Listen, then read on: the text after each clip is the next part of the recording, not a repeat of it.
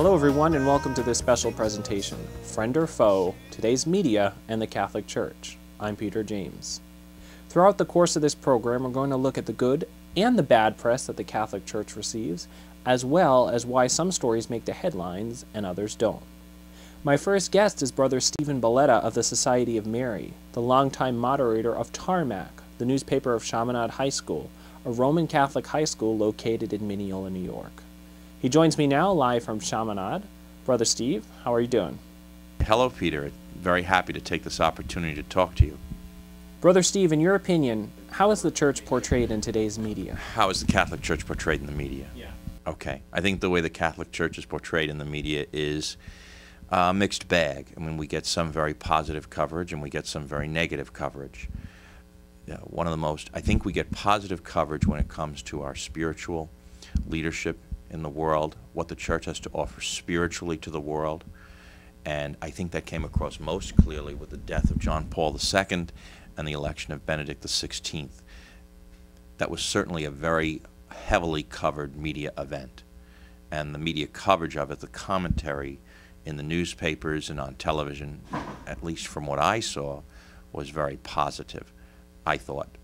And I thought it was a wonderful opportunity for the Church to get its message out to people at large about what the Catholic Church is all about. What are its core values? What does it have to offer for people? And what does it have to offer for people's spiritual lives? I was going to bring up two different major issues. One covered negatively and one covered positively, and you sort of beat me to it. I was going to say the negative story that got coverage was the abuse scandal 5 or so years ago, and the positive story that got covered was the death of Pope John Paul II and the election of Pope Benedict XVI. In terms of positive, John Paul II. In terms of negative, the abuse scandal. Okay, and see, my thesis is that the world, and therefore the media, has a mixed reaction to the Church. I think the world and the media both look to the Catholic Church for spiritual leadership. And Pope John Paul II was certainly a man of, whether you agreed with his teachings, with his public statements about morality, regardless, he was certainly a man of great warmth, of great charisma, and of great spiritual leadership. He constantly urged people to examine the spiritual side of their lives. And I think that's a message that the world wants to hear and is very willing to hear. And therefore, the coverage of him after he passed away, the days and weeks leading up to that, was unbelievable. Enormously positive. And remarkably, the number of people who lined up to pass by his body was enormous. And the number of people who crowded St. Peter's Square and overflowed out of St. Peter's Square at the time of the funeral was astounding. Everywhere John Paul II went, he attracted a crowd, and so the media followed him. And I say that in a positive way.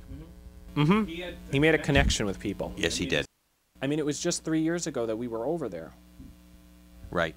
This week, as a matter of fact. Oh, that's right. You were on the Glee Club trip. Yeah. It was exactly this week. Right. The media is very willing to accept the Church, to look to the Church, and to cover the Church in a positive way when it comes to spiritual leadership. The problem comes in with moral leadership. Okay. The Church makes claims on our moral behavior, and that's something that the modern world and the media doesn't want to accept, that the Church makes claims on our moral behavior, on our sexual behavior, on our ethical behavior, that it sets down guidelines, that it's got clear teachings, that it basically says that if we follow Jesus Christ, there are certain consequences in our lives. And you had mentioned earlier the priest's sexual abuse scandal, and clearly the media covered that extensively, and it often put the Church in a bad light. First of all, a good bit of the bad press was well-deserved. I mean, what happened was horrendous. It was a heinous crime that really can't in any way be justified. I think there's added interest to the story because people in general, and the media in particular, would say, see, you tell us to behave in certain ways, morally, sexually, and look at this hypocrisy. So it was a chance to break open what was seen as the hypocrisy, and what would be the hypocrisy of some who practice. Sort of a crack in the armor. Exactly, a crack in the armor. So I think what unfortunately happened is the priest abuse scandal, which was real, which was problematic, was exaggerated beyond the scope that it really deserved. I'm not saying it didn't deserve to be covered. It did. I would say those two events, the cover of John Paul II and then the coverage of the priest sexual abuse scandal, would point up that dichotomy.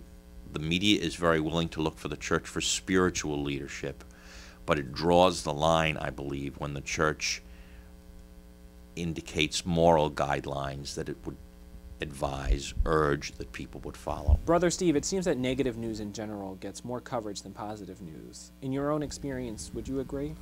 I don't necessarily know the reasons why, but sometimes negative news in and of itself, whether it's related to the church or politics or the current younger generation, sometimes negative news sells more papers, generates more interest in television than positive news, and I think that's unfortunate. So, for example, I was at World Youth Day 2 years ago in Cologne, Germany, and when I called back home, spoke to my family, spoke to the brothers here back on Long Island, and I asked what kind of coverage did World Youth Day receive, the answer was very little. You know, it seems almost inconceivably that 1 million young people would converge, and it was 1 million, some estimate as high as 1.2 million people, converging on one spot from all over the world, that would not make the evening news. That would be more than just a footnote. But unfortunately, my understanding is that in many cases it didn't make the evening news at all, and if it did, it received rather minimal coverage, really just a footnote on the events of the day. Any thoughts on why that might be? The first thing I would attribute it to really is that it's not negative, it's not headline grabbing, it's not sensational, it's just a gathering of people, which is unfortunate. I think the news could do a better job of reporting positive things that transpire. Right. Even going down to Mississippi. Right.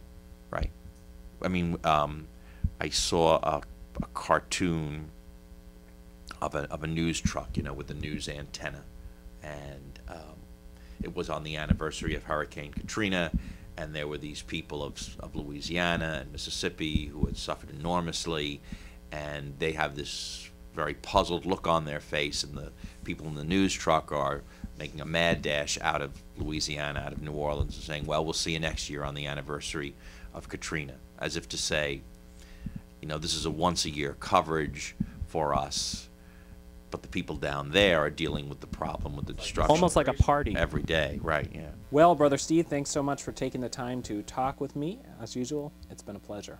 Well, Pete, I've certainly enjoyed our conversation, and I hope it's shed some light on the question of media coverage of the Catholic Church. Thank you very much. I enjoyed it. Me too. And to follow up on Brother Steve's comments, I'm now joined by David Ushery of WNBC, who has been a reporter and anchor there since 2003. Well, Peter, hi, David. Good afternoon to you. Really happy to talk to you. And David, I know you recently sat down with His Eminence, Edward Cardinal Egan. Was that the first time you've ever interviewed him? So I've interviewed him a few times.